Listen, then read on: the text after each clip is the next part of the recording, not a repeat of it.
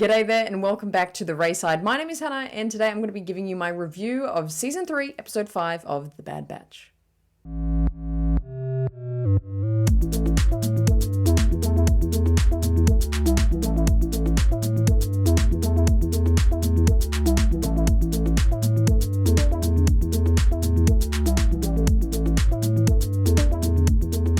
So this episode, The Return, was such a fascinating episode. We go back to the roots of very Clone Wars, single mission, adventure, we got to defeat the big thing to learn about ourselves storyline, which, to be honest, I really enjoyed. Straight off the bat, the mood of this episode is so different. It is, I still can't put my finger on why it felt different, but this episode feels so much like a movie scene or a starting of a plotline for a movie. We've got these incredible visuals, incredible music and themes behind each of these characters. And the opening scenes of where we're on Pabu and we get Echo meeting up with Omega again was absolutely beautiful, and some great written dialogue between Echo and Crosshair as well, which was really just nice to see between them. But the focus of this episode being the dynamic between this group, everyone but Tech of the Bad Batch are together. Again, the scene where they discuss and even mention Tech was so fantastically done. The tension and the silence that was in that conversation was just so heavy and charged and intense. I loved it. It was so well done for animated characters to carry such real emotion in that scene of the mention of Tech, which also teaches us that Crosshair knows that Tech is no longer, and we don't know how he knows, but he knows. Probably, I'm assuming Omega told him at some point. Then the bulk of this episode happening on the planet where the outpost was in Season 2. I loved that we went back to this snowy planet. It was such a fantastic episode in Season 2. I think it's in my top 3 episodes for that season, and we got to meet the character Mayday and see his death was really sad, but it was a really important episode, especially for Crosshair's character. It was really the turning point for his mentality of the Empire. I mean, he ended up killing the Imperial officer there, and that's what changed everything for him. So for us to go back there, I think was really important to see to show us where Crosshair is at and how far he has come. Of course, the tension mainly being between Hunter and Crosshair was kind of, I think I expected and predicted that I think everyone will kind of skirt around things, but Hunter and him will come to a head.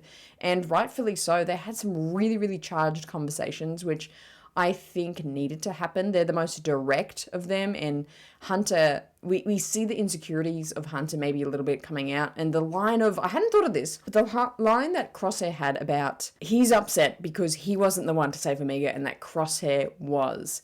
That made so much sense. That made so much sense of obviously why there's a lot of tension because for the backstory, the history of Crosshair just being a part of the Empire, but why is Hunter so particularly sour about it and not trusting of it now is because maybe he is holding some guilt of himself for not being the one to save Omega. I think that was so deep and so just meaningful of a point to make between these two characters, and so I hadn't thought about it until Crosshair said it.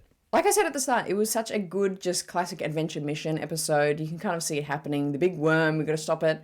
That's very classic Clone Wars. I love that kind of episode. But it's all the tiny little micro discussions and dialogues between these characters that make this episode so important, in my opinion. I think it makes it so meaningful. It makes it so it isn't just another random episode where we're on a random planet. There is so much in it.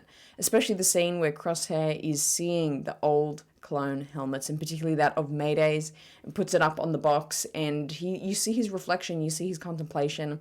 He closes his eyes and feels maybe all the regrets or the guilt or the realizations of what he probably wished he realized earlier, and all those things are coming to the forefront. But again, that's all said without dialogue. That is just purely the music, the visuals, in Crosshair's expression. I think that is such fantastic storytelling when you don't tell, you show. That it was all the little things on the screen that was telling us what was happening behind Crosshair's mind. Just a few other character points that I really enjoyed. I love that this Batcher animal dog, family dog, is kind of being folded into the storyline here. This is such a great addition to the Bad Batch. And to see Omega again, just show her maturity. As much as what she went through on 10 has seemed to be horrible, that she had to mature, and that's had to make her grow up quite a bit. And to see her kind of input into the batch be a lot more as an equal stake as the others. As they're talking Pabu, even just discussing is Amiga going to come, and her say is just as important as everyone else's, and she does end up going to the mission, of course.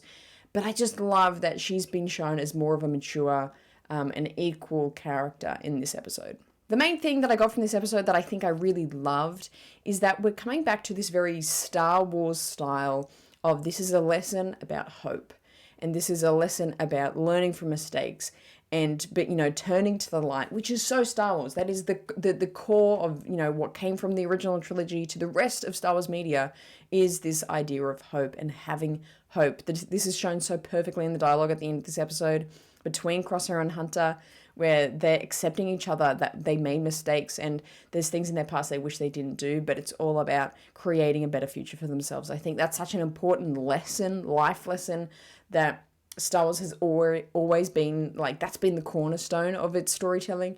So for this episode to come back to that point, I think that's what, for me, makes it so Star Wars-y of an episode in this particular episode, The Return. Overall, I really enjoyed this episode. I'm really excited to see where we're going to go from here, which I think is always a good sign. We got to see some really interesting dynamics in the dialogue and the visuals and music all paired together in this episode so fantastically and so well done. Some of the stills I thought were photographs because they were just that good of animation. So I cannot wait for the next episode. I so love this one. I'm going to give it a solid 9 out of 10. I don't know what would need to be added to make it that 10, but it was almost there. It was almost a perfect episode for me. I so loved it. Make sure you comment down below your full review and ranking of this episode. I would love to hear it. And if you want to be part of more Bad Batch fun here at the Rayside, you can join me live every week for a pre-show, watch party, and episode discussion live every week. So if you want to know when that's happening, make sure you like this video and hit that bell to know when I am going live. So make sure you always choose the Rayside.